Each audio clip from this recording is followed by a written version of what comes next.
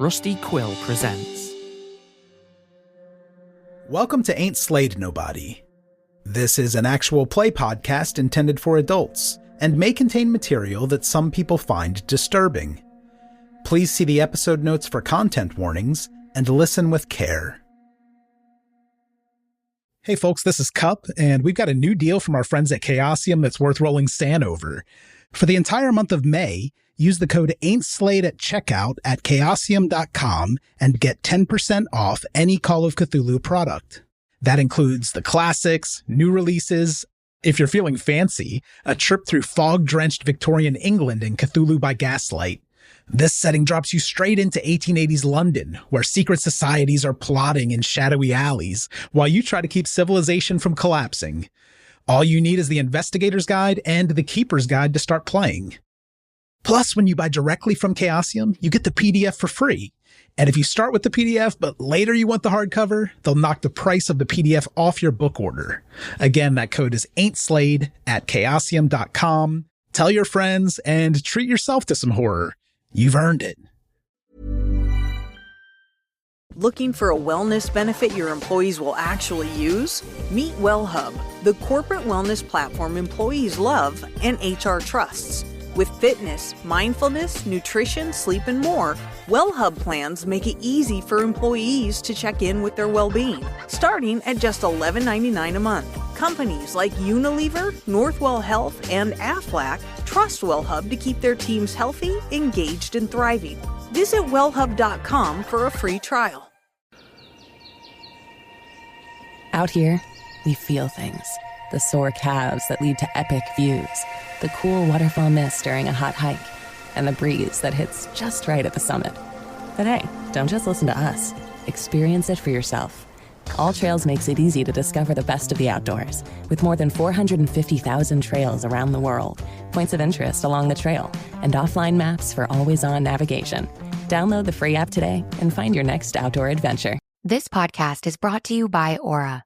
Imagine waking up to find your bank account drained, bills for loans you never took out, a warrant for your arrest, all because someone stole your identity. Hackers aren't waiting. Why are you? That's why we're thrilled to partner with Aura. Your personal data is a goldmine for hackers, and Aura helps lock it down. Aura monitors the dark web, blocks data brokers from selling your information, includes a VPN for private browsing, and a password manager to secure your accounts before criminals break in. For a limited time, Aura is offering our listeners a 14-day free trial plus a dark web scan to check if your personal information has been leaked, all for free at aura.com/safety. That's aura.com/safety to sign up and start protecting yourself and your loved ones. That's aura.com/safety. Terms apply. Check the site for details.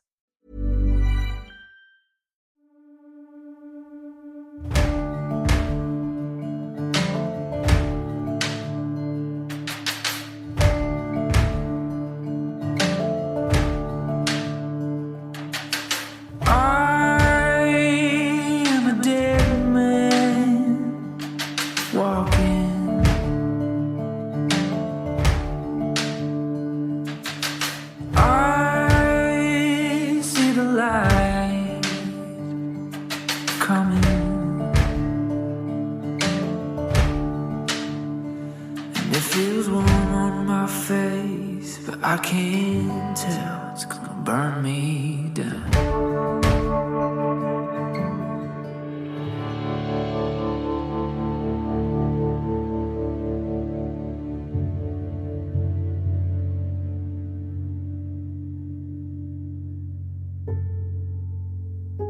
We pick up the action in Colin Brock's study, where he's just accused Lance of killing your father, Ellie.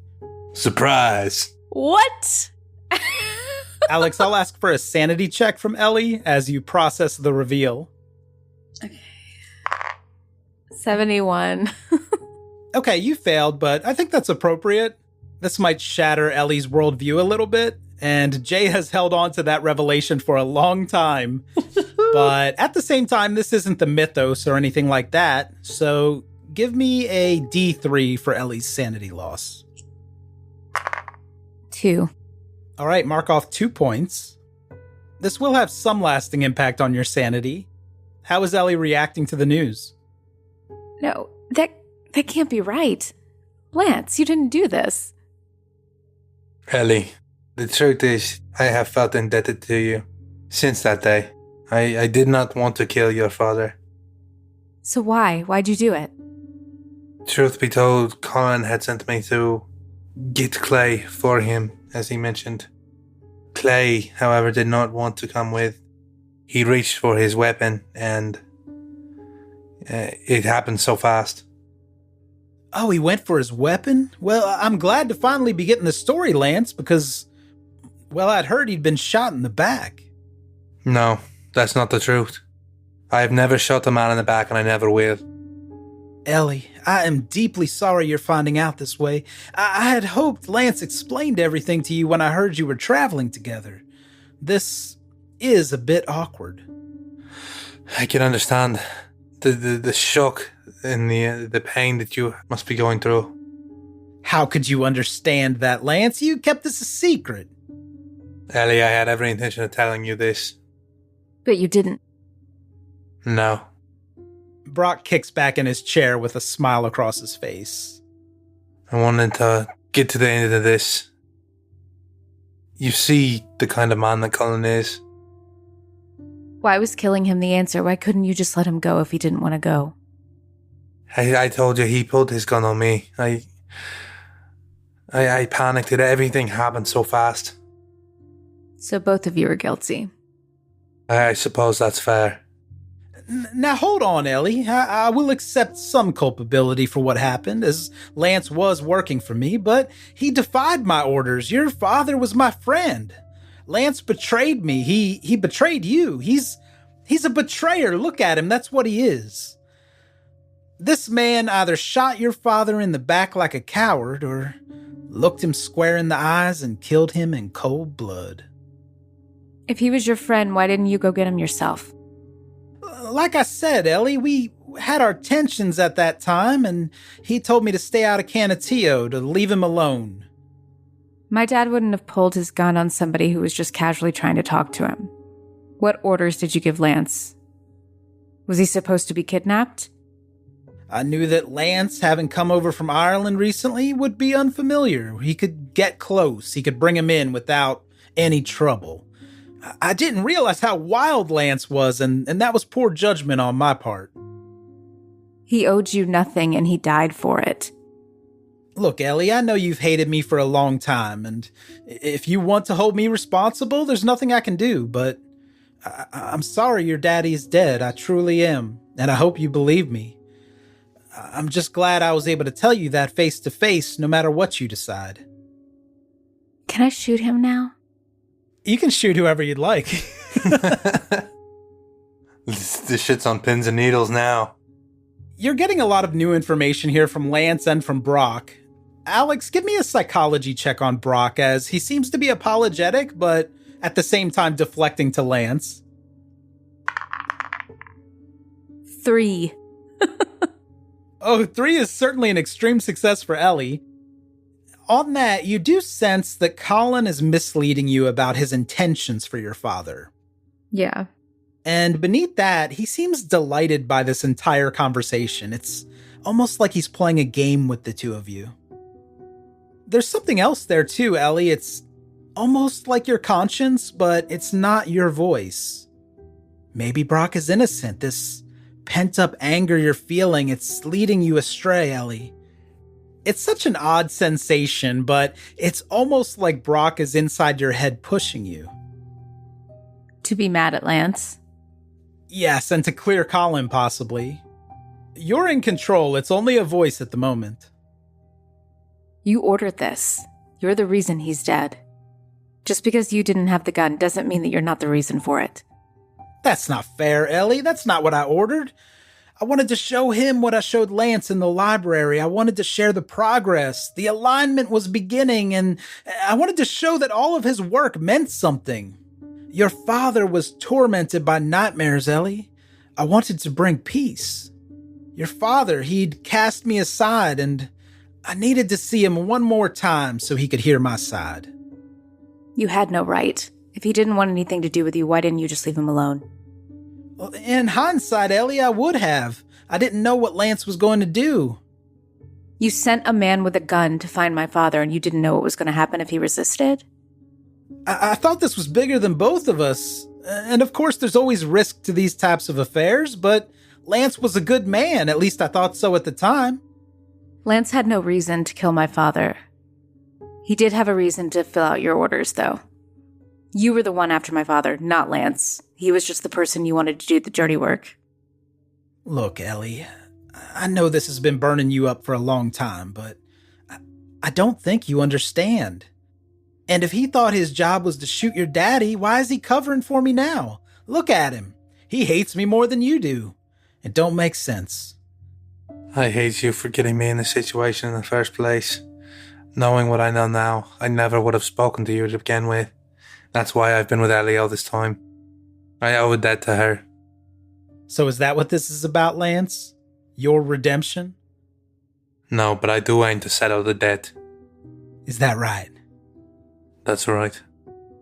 I agree, there's a debt to be settled. What's the cost of betrayal? Ellie? It's her choice how she wants to react to the news. I won't stop her from taking her vengeance on me or on you. You're a big man, Lance. Always have been. The difference in the two of you is at least he admitted it. Finally, but he admitted it. And you sit back there and think that you're not to blame for it. Okay, perhaps I do hold some accountability. Some accountability. Some accountability. And you don't understand what's wrong with that you killed a man who had a daughter. Look, I've killed lots of men who had daughters, but Ellie, I never would have killed your daddy. If he had followed your orders. Because the entire world is built to follow your orders, is that right? I mean, everybody in this goddamn town has to follow your orders. The people here, they follow gladly. They believe in our purpose. What's your purpose? I tried to show you back in the library. I need to show you, Ellie. I don't need to look through any telescope. If you can't explain to me what your purpose is, then it's all a scam. You love power, and you love controlling people, and you love double-talking your way out of situations like this, and I'm sick of it. It's not a scam, Ellie. Then explain to me what it is and why you think you have the right to control so many people. Ellie, this world is chaos. Take a look around you. Are you scared? We'd all be wise to fear the machinations of this world. The insignificance, that black hole you feel, Ellie, in the depth of your soul when you awake from the nightmares. I can save you from that. Who's gonna save you from yourself? And then I shoot him. Okay. Is that it? Game over. Okay, that's wonderful, but it's not going to be that easy. It never is. Yeah, you have one hurdle to overcome here. Ellie, you draw your gun and point it at Colin, and I'll ask you for a power roll. 84. That's not close, unfortunately. But let's cut now to Jeremiah. He was running out of the Fulton Place Hotel the last we saw him. Yeah, Jeremiah, you're fleeing in panic in a rather long-lasting bout of madness. Wes, please give me a D4 roll to determine Jeremiah's direction. Well, I got a 1. On the 1, Jeremiah's going to head north. I mentioned you're fleeing the hotel, and as the front door slams shut behind you, this sound echoes down to your bones, Jeremiah. It feels like a small charge or a blast going off, and sends you stumbling forward away from the door. You're in the mine now, aren't you, Jeremiah? Everything in town is closing in on you from the blast, and the blue sky above, well, it's a crystalline cave ceiling. You just ran up those basement stairs. You're going up and out of the mine. You need to get higher, just up, and you have to keep running. I'm doing good. Riding the snake. Ride the snake. This is a bout of madness, and typically you'd have more control, but for now, you need to get out of here. You're doing it, Jeremiah. You're going up, and you're moving fast, at least for you. Give me a D3 now, Wes, to see if Jeremiah can get out of the mine. I rolled a 2. You're looking for an opening, aren't you? Aren't we all? and you're going up. The whole town slopes upward. You need to find an exit, an escape. I want out of the town. I want to go. You need out of this collapsing mine.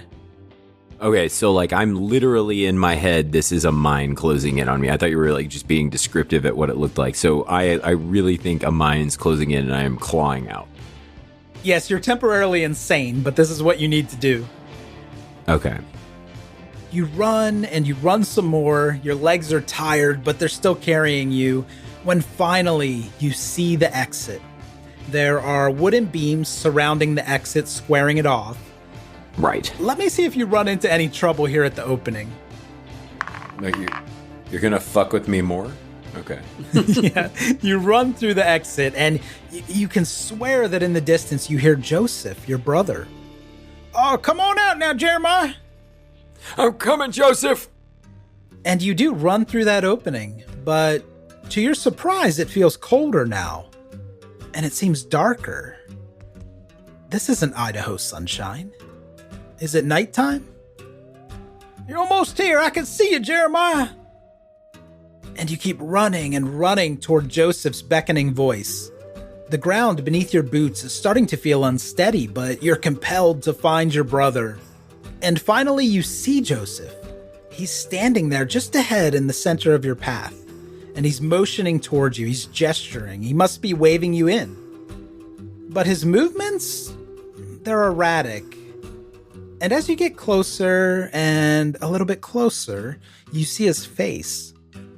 It is Joseph, and he looks healthy. Give me a reality check for Jeremiah. I don't think we've done this before, but this check, if you're having delusions, it's going to give Jeremiah an opportunity to realize what's happening and break out of it potentially. It's a sanity roll. It's a sanity roll? So I'm going to fail it anyway. All right, here we go. 72. Okay, you did fail. And let's cut to Johnny and Father Flint back in the hotel lobby. Okay. The two of you left the basement with Sinead and Paws in tow, running up behind Johnny. Father Flint, you were carrying the injured man, I believe bodyguard style. Yeah, that sounds right. You emerge into the corridor where this door was kind of tucked away near the front desk, and everything is still. It's dead quiet. There's no one behind the front desk. Isabel and Nina, they were in that area when you went downstairs. And there's no sign of Ellie or Lance. And of course, Jeremiah took off moments ago. Sheriff? Hey, Kilkenny! Where y'all at? Jeremiah? Jeremiah was hightailing it. I think maybe Sinead got him spooked. Looks like the sheriff and Lance must have took off somewhere. Maybe we ought to go outside and see if we can see where they went. Yeah. Do we bring Paws? They don't go anywhere without me. Okay. I love that Johnny has his own party. Sinead, Paws, Birdie. Is Birdie is with who? She's in the baby Bjorn. She's seen everything. She's internalizing this for later therapy sessions. I mean, she was buried alive. This is really just adding to the pile. She's about to eat us anyway. So you want to go outside to see what's going on? Yeah. Yeah, this place seems busted. Let's go outside. You step outside, and across the street, it looks like the general store is open. Your friend is there, Johnny. He's putting out bags of feed. But he's busy, so he hasn't noticed you. I do have to ask, are you leaving the man you found in the basement back inside the hotel? Oh, yeah. That guy's had a shitty week. Has that guy gotten forgotten about a lot? So is he still in the lobby? Like, we went out and he's just like, what? Or is he over my shoulder, I guess, or bodyguarded? Father, you reckon maybe we ought to take this gentleman to the general store, see if he can get some help there? Johnny, do you think that we should talk to the man first before maybe some townspeople get in our way? Oh, yeah. Is he conscious now? He's conscious, but barely hanging on there. He looks woozy, and his eyes are heavy, the black circles around them, and he doesn't seem to be able to track anything or focus. His eyes are darting all over the place. Are you still carrying him, Father Flint? I am, like Kevin Costner. Yeah. Okay. He looks up at you, and he does speak. It's barely audible. Water. That seems like a reasonable request. Do we have any with us? Is there a trough? Surely we filled our canteens at the hotel. Right, but do I want to use my canteen water before we're about to... I'm already carrying this man. I can't do too much more. Yeah, let's dunk his head in the trough. That's what I'm saying. You're asking whether he's worth the canteen water as you hold him. We can't really hear me. It's fine. I'm a priest. That is funny, though, that the priest does not want to, like... He's too selfish. And you're in a town with water. It's not the desert. Yeah, so Johnny's gonna give him a bit of water, not the whole canteen. He's lapping up as much of it as he can before you pull the canteen away.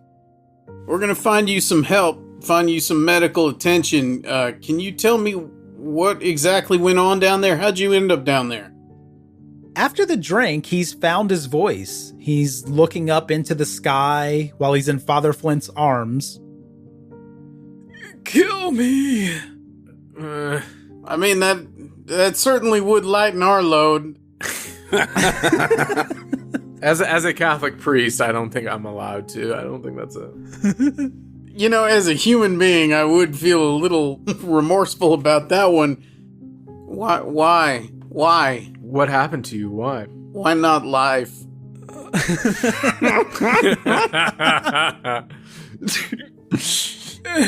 Isabel!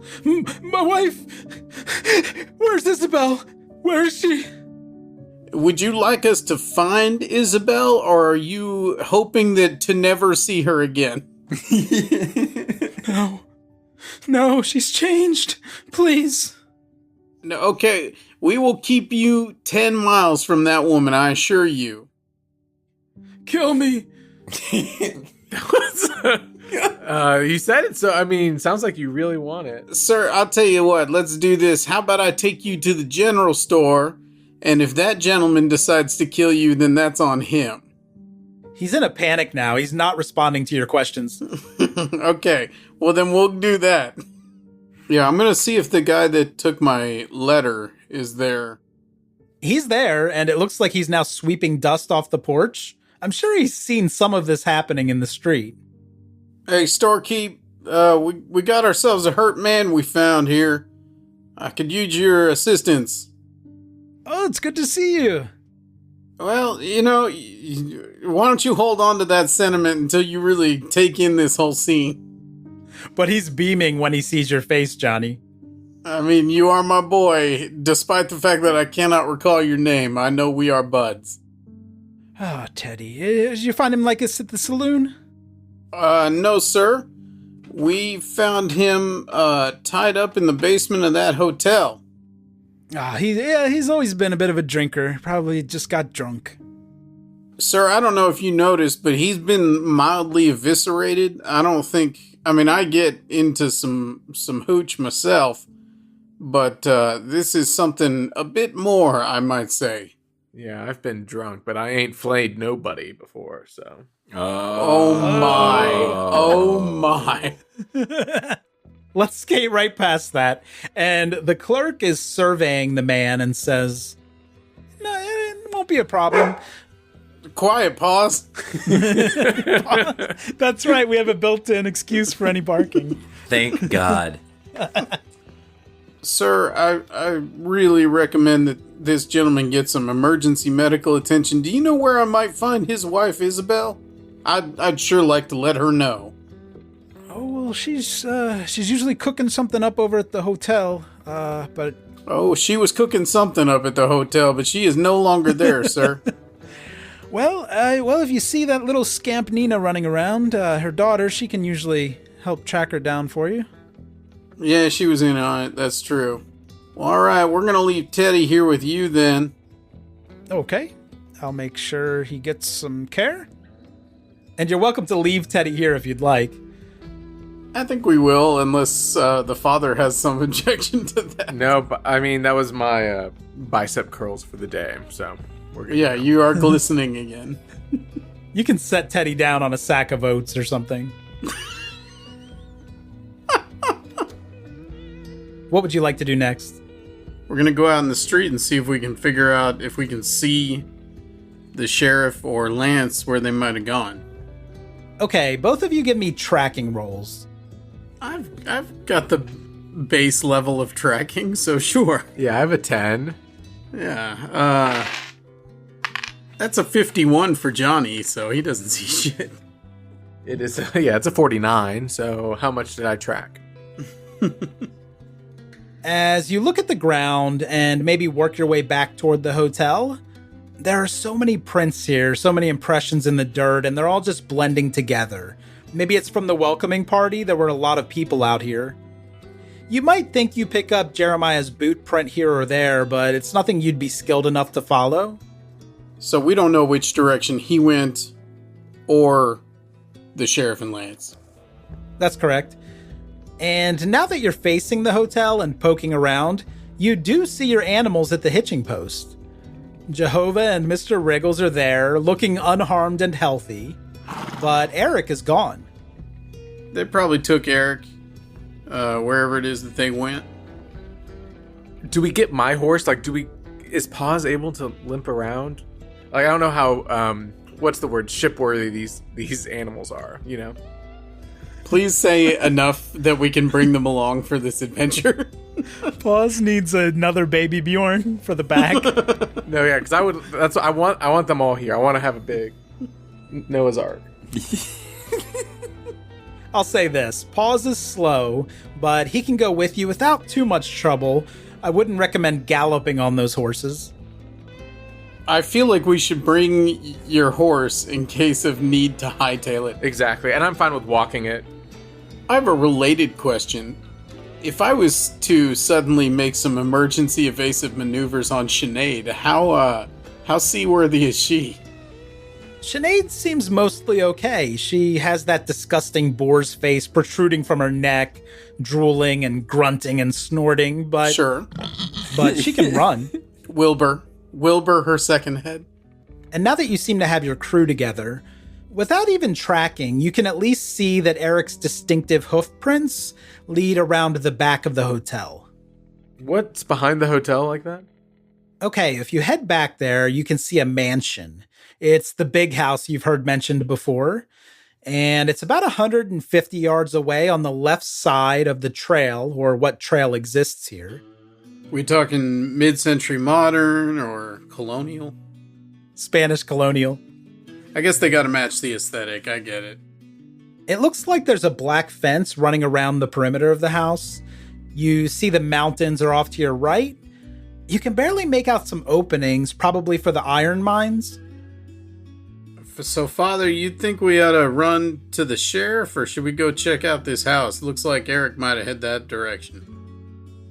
So I'm more than fine with going to find our sheriff and at least getting some of our group together, and hopefully Jeremiah, when he comes to his senses, is able to follow the tracks that we are somehow. You all can start riding out there slowly, I'm assuming, since you want Paws to keep pace. Now, do you want to ride right in, or are you trying some stealth? I mean, given the menagerie I'm bringing with me, I don't imagine I have a lot of stealth going on. Yeah, that would be tough. Can we get an idea? Does it look like there's anybody in this house? Yes, even from some distance, you'll be able to see Eric tied off near the front door of the mansion. He's lying down there, and based on the upkeep of the house and the gardens, you'd think people actively live here. Give me a spot hidden as you ride up, both of you. That's a 25, which is a hard success. And I got an 8, so we're really perceptive. An 8? Yeah. You'll both notice a man staring at you from a second floor window, and as your eyes meet, he quickly draws the curtains. I think Paws is coming with us, but I think we should leave the horses.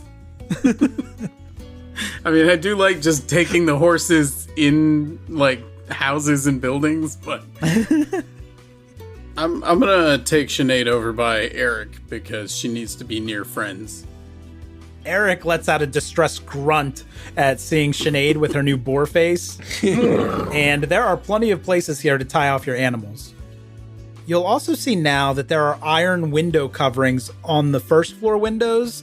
They're attractive in design, but will provide some security. These are not present on the second story. What would you like to do? I mean, someone saw us approach. I think we ought to just bang on the door. But Pause is coming with us. No, I'm in alignment. Yes, let's do it. Okay, as the two of you approach with Pause to knock on the door, let's go back inside the house with Ellie and Lance. Okay, Ellie, you just failed a power roll. And with that, well, how many people has Ellie shot and killed before today? Let's say 14. 14? Okay. Yeah. Do you have a notch on your gun belt for each one? Yes. Nice. Ellie's been shooting guns for a long time, obviously, and what's happening now is beyond unusual. Ellie, you feel that needling in the back of your brain, but this time the effect is more somatic. You feel tiny particles, Ellie. They're rippling under your skin. It's almost like tiny bugs are crawling through your body. You could swear you even see these particles pushing under your flesh when the sensation reaches your hand. It's like grains of sand have contaminated your blood, and they're hardening around the joints of your trigger finger. You're physically unable to fire the gun. This must be incredibly frustrating, and let me roll to see how long this is going to last. Yeah, with the failed power roll, it's going to be difficult for Ellie to physically harm Brock, at least for a while. Otherwise, you're in full control. Well, give me a sanity check for Ellie. 26. That's a pass, and I'll ask for just 1 point of sanity for this experience. What's your reaction to this happening? You're still pointing a gun at Brock. Well, I don't want him to know I'm freaking out. Is my hand shaking? It's not. With the pass on that sanity check, you steady the gun. Now, to Lance, this is going to seem strange, but you're not going to see this physically. You don't see the particles or anything like that. What in the hell is going on? Why, Ellie, I have to say I'm a bit disappointed. Are you going to shoot me? Okay, I think I want to lower the gun. I thought you'd see it my way. You're not worth it. What about Lance? Is he worth it? Lance was only doing what you told him to do. This again. I'm beginning to think the two of you are wasting my time. Lance killed your father in cold blood. He shot your father, he brought his badge all the way back to my camp and left it at my door. I suppose to show me what he'd done or to threaten me, I don't even know. But then he ran like a coward. A coward, is it? And yet you send another man to accomplish your job. Oh, you're on this now too. Good. That was a strategic decision, Lance. I explained it before. You call it strategic, I call it cowardly. Is that so? I think you're yellow. You did mention you took some knocks to the head. You're a yellow-bellied, two-faced scoundrel liar. You're trying to test me, Lance, but I've changed. I don't think you have. I can see you itching now. Give me a psychology check for Lance on Brock here. Okay, 14. Okay, Lance does seem to be getting under Brock's skin a bit here, and you're detecting something else. You're not sure that it's cowardice, but you're sure this isn't going the way he expected. And he usually gets what he expects, so he's flustered. Tell me, how did you see this interaction going? You sought me out, Lance. So, Colin, tell me this then. If we were to turn around, decide that you're not worth it at all, and walk out of this building, would you let us go free? I would let you leave, Lance. There's a little bit of hesitation there. Only let me go. What about Ellie? Well, Ellie and I have unfinished business. And what would that be? I'll show you just as soon as Lance leaves. No, I'm not leaving without Ellie. Do you think Ellie's not going to kill you? Look at her. She hates us both. Hell, I wouldn't be surprised if she kills you in your sleep tonight, Lance. No. If she kills me, It will be because I have earned it again. And it won't be in my sleep. I do think you're right about that. She probably wants to see the pain in your eyes. If that is my fate, then so be it. Well, at least you've come around on fate. God damn it. So it is fate after all. Well, walk into that one. Fate is just the friends we made along the way. The end. I have no doubt in my mind that you're going to shoot me in the back the moment I walk out. Coward that you are. So why not have it out now? Man to man. Or guns. Brock looks at you with a menacing grin. I think we always wanted to find out who was the fastest gun. Now's our chance. I promise you, Lance, I already know the answer. Thank you.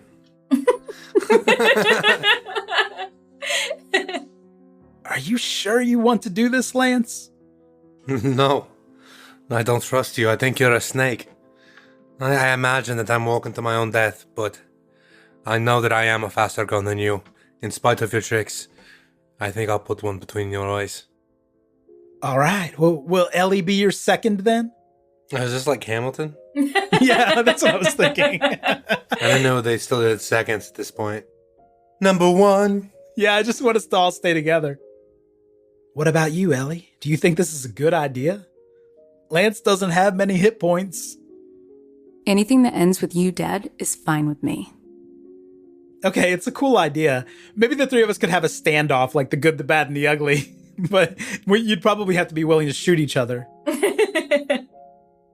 Colin looks eager to both of you as he stands up from the desk, and he walks over to that portrait, the one that Lance studied earlier. All right, I'm going to shoot the portrait because he's Dorian Gray.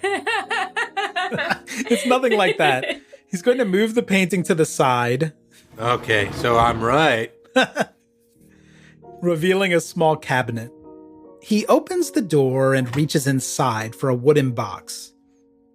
As he removes this case, you notice that it's beautiful. It's polished wood with intricate gold trim. He also pulls a leather gun belt out of the compartment. He sets the box down on his desk and fastens the gun belt. He opens the clasps on the case and raises the lid, and you see two .45 revolvers resting on purple felt. They look like Smith & Wesson Schofields with ivory grips. Quite deadly. There's a detailed floral pattern. It's etched into the long barrel on each gun. Brock looks up toward Lance with a smile. I must say it's been a while. I hope I'm not rusty. I reckon that you've used those guns more than you let on. Well, Lance, I think you've been practicing. I saw what you did to those boys at the bridge in Canutillo. So you were watching. I'm not surprised. Lance, I heard they couldn't find the femur of one of those men. Sorry. That would have been Jeremiah's work. Okay. He's noticeably less anxious now. I think you'll enjoy Jeremiah's company quite a bit. I'll look forward to meeting the rest of your friends then. Now, I know you challenged me, Lance, but would you like to set the parameters? I suppose it's the fastest draw. Shoot as many times as you'd like, if you get the shot off. That sounds fine by me. I promise not to fan my gun, Lance. We have too much history together. And he holsters just one of the guns and closes up that case. He goes to secure that behind the portrait. Brock walks out of the study, and he gestures for the two of you to follow him. As he walks through the great hall, he calls out, "Grace, meet us in the garden, please, and pronto." I'll be right there. Is Grace your second? That's right. Colin opens the back door to the house and walks through. Okay, what if I just shot him now? You're welcome to shoot him in the back. Nah, I'm not gonna do that. I don't think it's not... The code, yeah. It's not Lance's code, yeah. He'll turn around and hold the door for you. Come on now, you're gonna like what we've done out here. Are you following him? I would say so. Yes. As you walk out into the warmth of a blossoming garden, we'll cut back to a colder place to check on Jeremiah. Okay, Wes, roll another d4 to see how this delusion is affecting you now. Okay. 4. You realize now that Joseph is glistening. There's something unnatural about him. His edges are smoothing out, and he's not quite fading away, but you can see through him now. He's reflecting what little light there is in here, but he's also semi-transparent. It's like he's made of glass. And you can see all of his organs inside this glass casing. His heart is beating. It's just like the heart you saw in that effigy. This is weird, but also fascinating. And Joseph's glass body, it seems larger now. Maybe this isn't your brother, Jeremiah.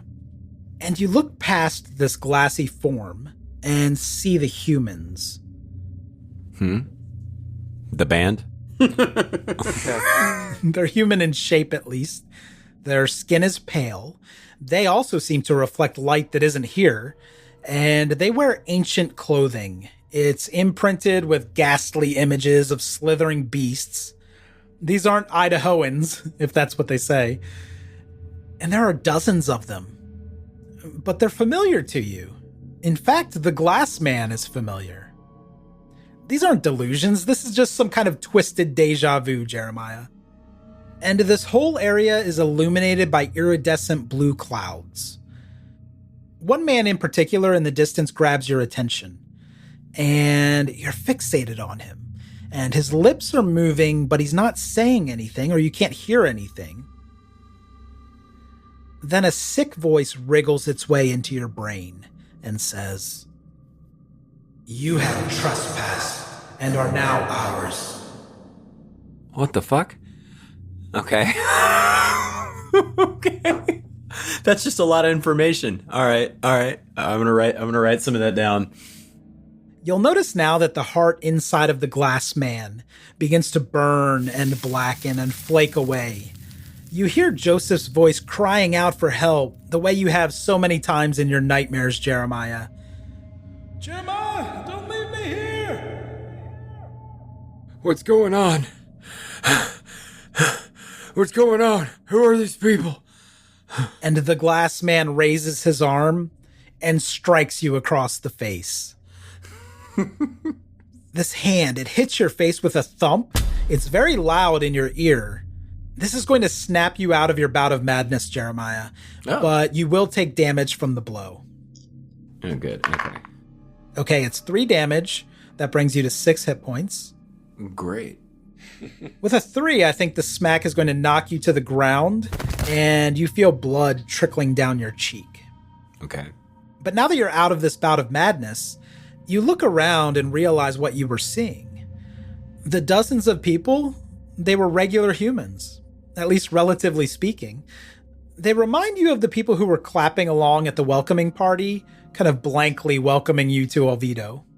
Now, the man standing in front of you, the one who struck you, who was made of glass, while he's not familiar, he just seems like a regular man. He's large, but he's vacant. He looks at you with no expression. He's wearing tattered clothing. He's dirty. He stinks. And it seems like striking you to the ground has also drawn the attention of the 7 or 8 people nearest him. Yeah, they're walking toward the 2 of you now. Guys, this has been a real good time. Wes, give me a spot hidden, as Jeremiah is focused on this immediate group at the moment. Okay, I rolled a 20. Hard success. You realize that beyond this assembling mob, there are people working in here. They carry pickaxes and hammers, they're pushing wheelbarrows, they're laying down track. You're certainly inside of a mine, and these people are working on something that seems a bit atypical to Jeremiah for a mining operation. They seem to be chipping away, they're widening the chamber, but they're also constructing something. They're building something. This track, it seems like they're trying to move things in and out of these tunnels. And you see 2 of those. There are 2 tunnels in front of you. They run out of the chamber. And when you got hit, you spun around and saw that behind you, there are 3 tunnels. Okay. What are you doing as you pull yourself to your feet? Well, I don't want no trouble. It seems you've knocked some sense into me. You know, I done a little mining myself. What are you guys mining here? He's staring through you like you're made of glass. 'Cause you know, I got a lot of experience with this. I got this here pickaxe here. Maybe I could be of some assistance to you. He's clearly not following anything you're saying. My name is Jeremiah. I am, I'm a Leo. Do you want... Pulls out his resume. I've been working at several so this guy's just staring through me? Yes, he is. Yeah, the allergies are bad this time of year. Do you... my name is Jeremiah. What is your name, sir? He's not going to respond to you, but I will give you a combat action here if you want it. Oh, yeah, I kind of do. You can attack, you can run, you can hide. It's your choice. Okay, how do I want to do this? Do I want to die right now? Is the real question when entering combat. I've learned now, having played a few of these. Okay. Yeah, I got decked. I could dart into one of the tunnels. I don't know if I want to go into the two that I was facing, but could I go back out one of the three behind me? You sure can. And if you want to give me a tracking roll, you might be able to see which tunnel you ran through to get here. Okay, yeah, I do want to do that. Yeah, it's not exceptional, but I can get by. Let's see what we got here. 35. Barely. It doesn't take you any time to realize that your footprints are running out from that middle tunnel. I knew it. Okay. So I have to know that the town's kind of back there. So, okay, I'm going to take a couple of slow steps backwards with my hands up, you know, just like kind of showing that guy like, I'm okay. It's okay. You're okay. We're okay. Take another step back. And then I'm going to turn and hobble as fast as I can out that middle tunnel. You can do that. And the one that hit you and 7 of his friends are going to follow. Of course, yeah. We're going to have a little chase when we pick up the story, but let's see what Johnny and Flint are up to outside Brock's mansion. Mm-hmm. You knock on the front door, and you wait, and there's no answer. Did we hear any rummaging around? It's very quiet, but give me a listen roll. That is a 6. I can hear time. I'm like Daredevil. I can make out the layout of the inside of the house. You do hear a few things. You hear running water. It's a bit strange because it sounds like a stream or a small waterfall, but it's coming from inside the house. You also hear multiple voices. You can't make out what they're saying. They sound distant, but they are inside the house. Okay. This would all be imperceptible, but Johnny has superhuman hearing. Well, my locksmith skill is 1%. I'm assuming this door is locked. Can I check the door to see if it's just unlocked? Yes, the door is locked. Johnny's gonna go over there and hop on the 10-foot camel, 10 foot being about the standard height of 1 story, and get a little boost on up to the 2nd floor. Father, you coming with me? Sure, let's do it. Okay. But what about pause? Oh shit, pause. Do you want to go up and then come down and get me? Or do you think we should just go up at the same time? That seems like I'll definitely be dead. Alright, let's both go up. I'll throw him up. You get up there and then I'll throw him up to you and then I'll go. How big is this guy? Pause is way too big to toss to the 2nd story. Pause is a wolf, he's not a chihuahua. He's a wolf. God damn you all. Let me cut back to kill Jeremiah. Cool. Are you going to kill me with wolves? Am I going to have to catch these paws? Well, pause. I hate to do this and leave you alone out here with these animals, but we do got to move the story along, you understand? Pause is licking his hooves. I picture him doing that thing where dogs sit down and scratch the back of their head, but he's just clubbing himself in the head with a goat hoof. Thunk, thunk, thunk, thunk, thunk. Well, I think I'm gonna get on Eric's back and then have him stand up so I'm up at, window level. I'm going to ask for a combination roll for this maneuver, Johnny. Let's do Dex and Climb. This is going to require incredible balance and climbing ability. Fortunately, you do see a balcony on the second floor with 2 glass-paned doors to the house. That's going to be much easier than a window. There you go. Okay, so Dex. That's an 87. That's not the right number. No. So, at the last minute, as I feel myself losing my footing on the saddle, I'm going to leap off of the saddle for the balcony and push my roll. I won't change it to a jump roll because I know you're bad at that. Oh, okay, please don't. And that's a 52, which is a success.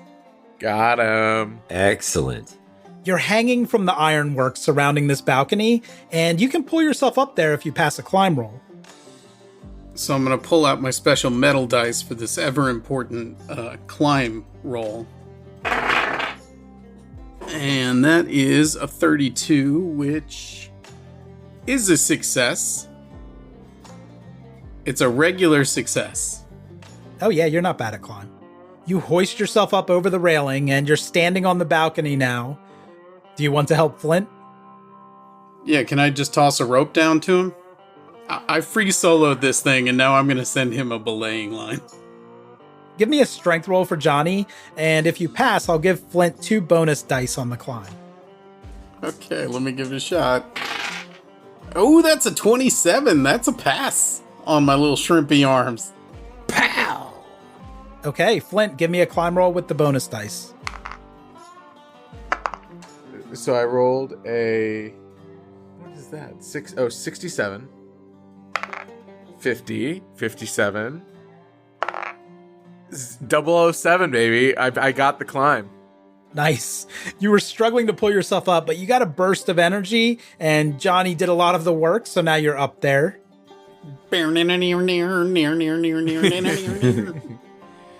Name's Flint. Father Flint.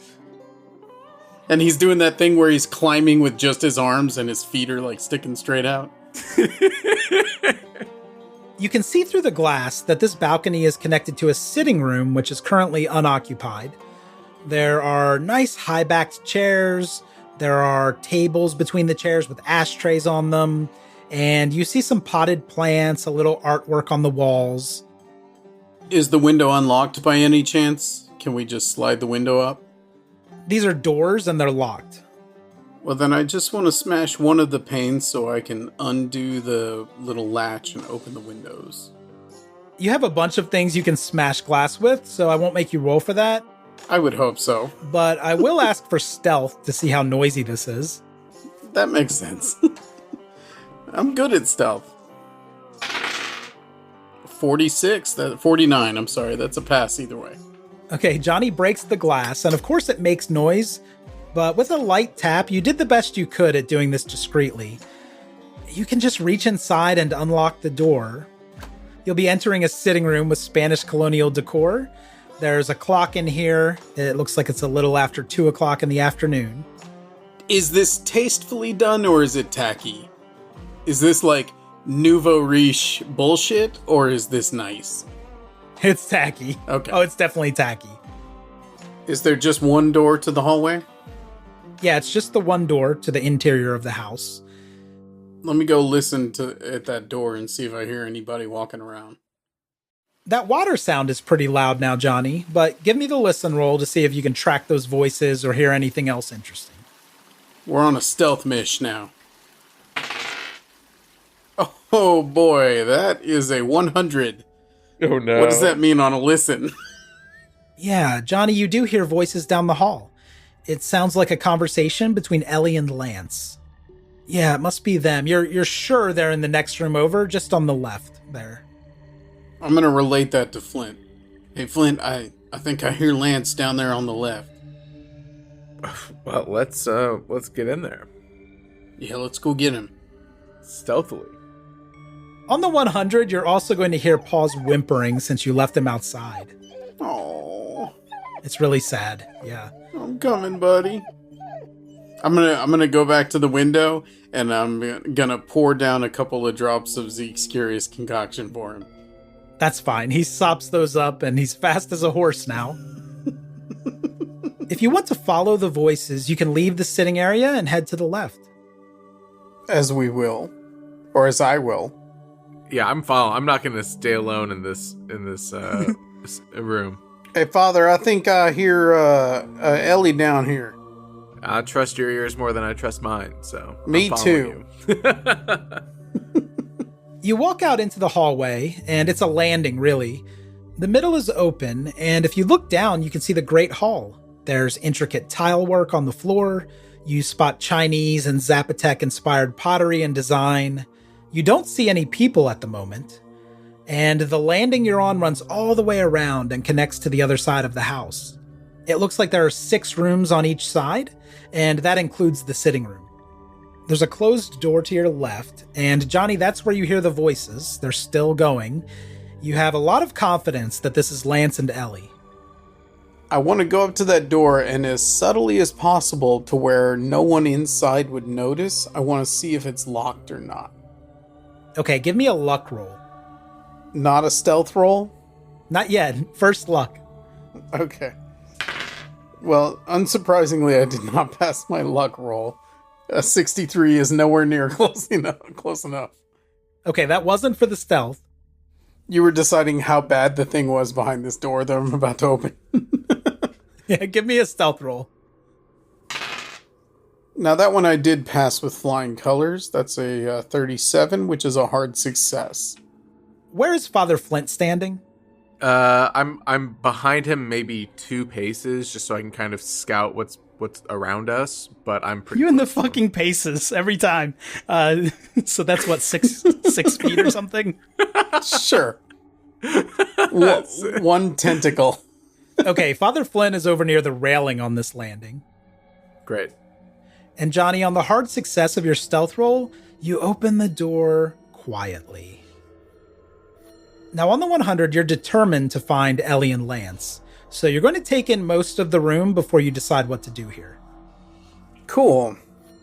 There's something off about the smell in the room, and this is the first thing that occurs to you. It's kind of a meaty smell, like rotten meat. You notice the walls are made of what looks like organic material. Now, you've seen butchered animals before, and this reminds you of white stomach lining. Yeah, there even seem to be ulcers that are seeping fluid, and those are scattered along the wall.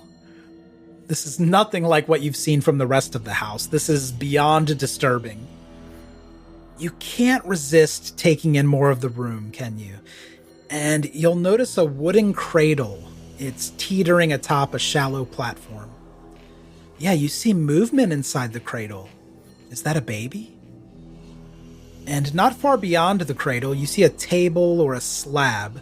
It's set up on large stone blocks, and someone is lying on that slab. Oh, it's Isabel Fulton. And she's wearing the same dress, but it's soaked in blood.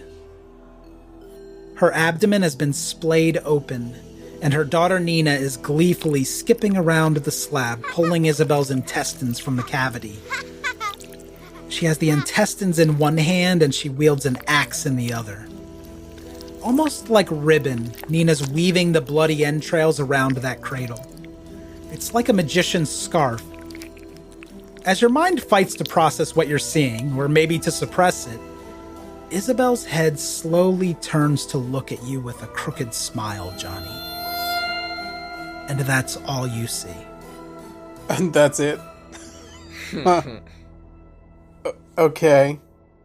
Now let's cut outside the house with Lance and Ellie.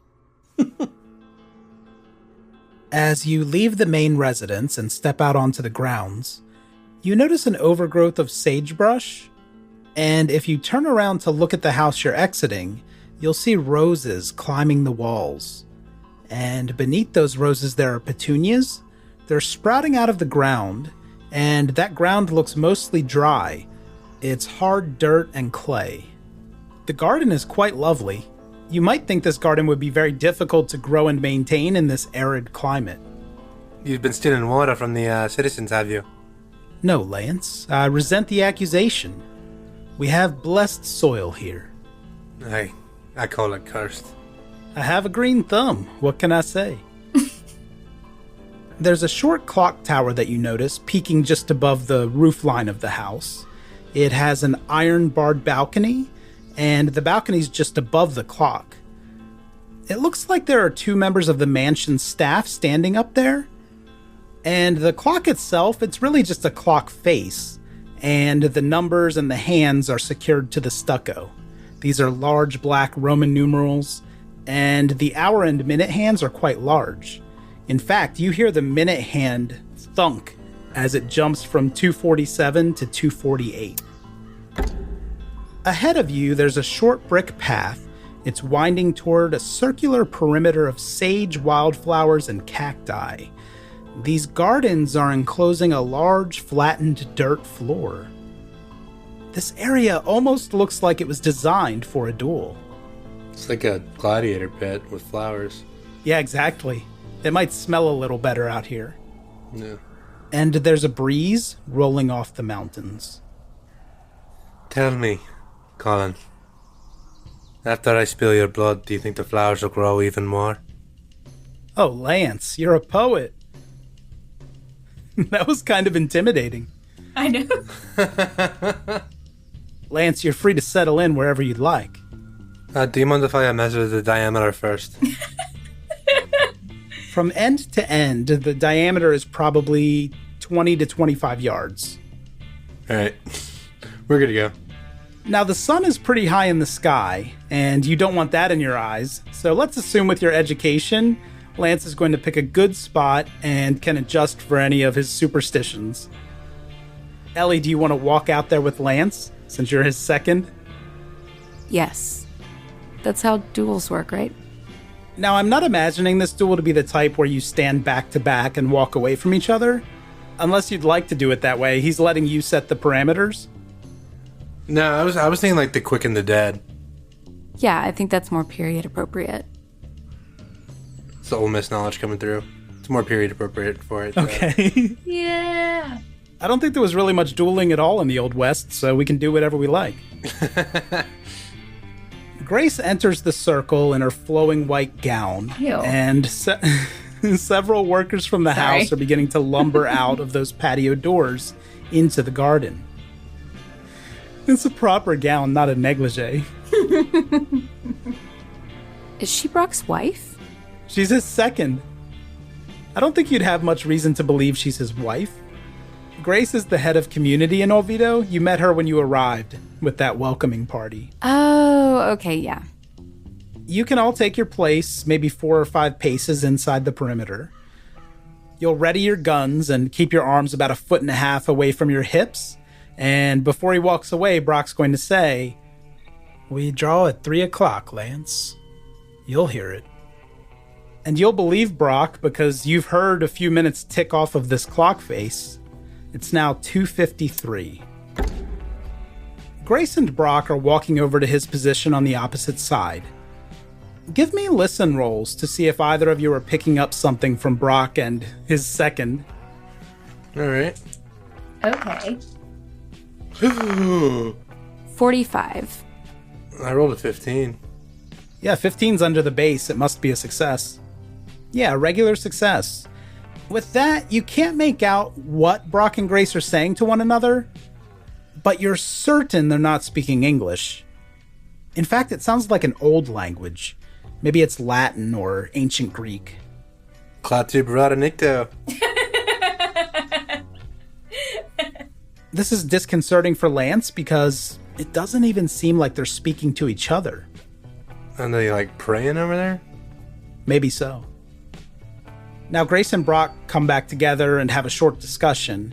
Then Grace is going to step away from Brock and exit the circle. She's standing outside of the sagebrush, about 15 feet in front of those workers who are now in the garden. It's 2:57. Another minute ticks by. What would you like to do for Ellie at this moment? It looks like Colin is ready to duel. I guess stand next to Grace? Like, what is she going to do to me? Grace is going to turn to you, Ellie, and say, Oh, it's a lovely day, Ellie, don't you think? Sure. It's usually much hotter in July. Sure. I'm terrible with small talk. It's a dry heat. Apparently Grace isn't good with small talk either. And now it's 2:58. Are you enjoying your stay in Oviedo so far? Not exactly. Oh dear, that is a pity. Where's the rest of your group? I'd love to see that beautiful baby again. They're dead. Oh no. I was joking. It was a joke. We don't need to talk. Let's just watch then. Grace is going to take 3 big steps away from you, Ellie. Good. Has Lance been in a duel before? Actually, the Irish created duels. We're responsible for the whole dueling culture. Not we, but Lance is we. Lance invented dueling. This is canon. You've been in a scrape like this before, and you'll pick up on the change in Brock's posture. He looks ready to go. What's your strategy for this contest? Are you doing anything in particular? It's 2:59. I'm planning on winning, Cup. All right, it sounds like you're going through with this. Here we go. A breeze rolls dust across the circle as Lance and Colin Brock stand 15 yards apart. It's so quiet. You hear wildflowers swaying, brushing against the house. And you see now that Colin is surrounded by a nearly perfect circle of light. It's that gem he was wearing around his neck. It's outside of his shirt now. And despite this glimmering around him, Brock looks brittle to you. He's old. His lips are moving, and the only sound you hear is Gafka. Alright, well, I can't really do anything about that, can I? Give me a constitution roll for Lance, and we're looking for a hard success. Alright. 44. Okay, you didn't get there. Lance, you begin to feel sick. A foul-tasting liquid is creeping up the back of your throat. Brock's eyes narrow as the minute hand ticks slightly backward before advancing into the vertical position. It seems to be happening in slow motion. It's 3 o'clock. Give me a dex roll for Lance. Let's see who's the faster gun. Brock is going to have a bonus die for something he's just done. Okay, 73 and 13. This is an extreme success for Brock. That one's an 84. You don't have enough luck to get there. Alright, well, it was fun. Well, hold on. I still need to roll firearms. You have 5 hit points left. It's not impossible that you get out of this. Oh my god. Did you get an extreme success? I rolled a 4. Oh my god. These rolls are really tough, Jay. I don't really know what to say. This is going to be too much for Lance. This is sad. As your hand drops to your hip, the world feels still. Lance, your hand tightens around the grip of the .38, and the pistol springs from your holster. Despite the sickness you're starting to feel, you have him, Lance. The old man hasn't even moved yet. Then suddenly, you feel an explosion in your chest. And Ellie, you watch as the bullet tears through Lance with a spray of blood. At the same time, Lance vomits a torrent of black mist. It's like smoke from cannon fire. Your knees buckle and you flop to the ground like a pile of rags. As Lance kind of goes down, all he can think of in his head is that he's sorry to Ellie. Can I run to him? Yes, you can do that. Lance, I'm so sorry. I'm so sorry. No, I failed you. And then he's dead. That's it. Yeah. Lance, the darkness comes quickly now as your fingers loosen on the gun, and that blue New Mexico sky, as your hat blows into the sagebrush, fades to nothing.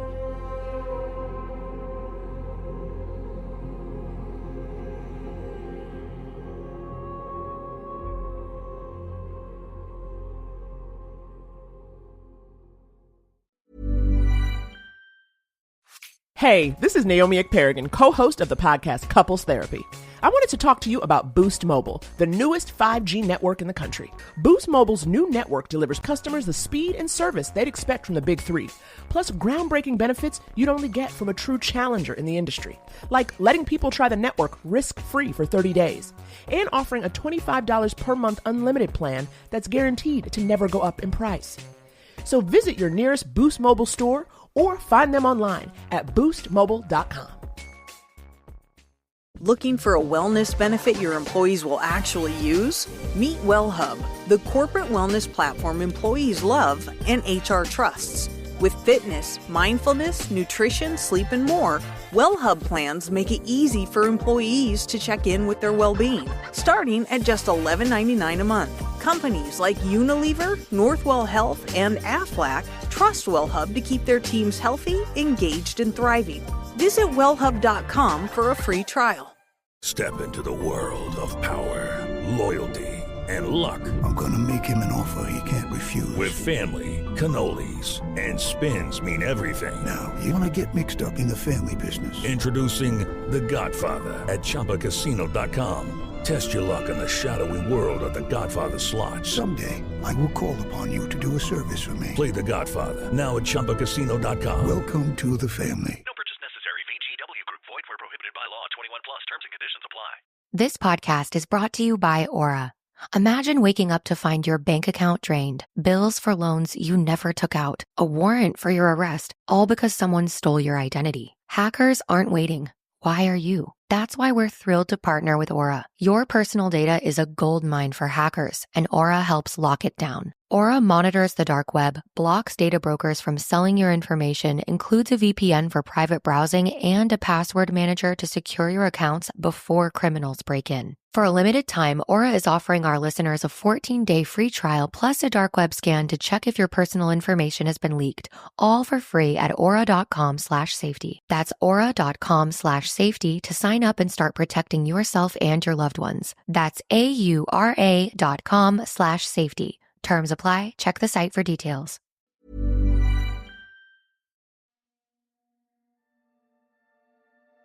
Thank you for listening to Ain't Slayed Nobody. For ad-free episodes, lots of bonus content, and special programming, please join our Wolf Pack at patreon.com/ain'tslayed or subscribe to Ain't Slayed Nobody Plus at Apple Podcasts. Nothing helps the show more than becoming a subscriber. See our show notes for full credits and help us grow by posting friendly reviews and spreading the word to your friends and followers. Thank you, and good luck out there.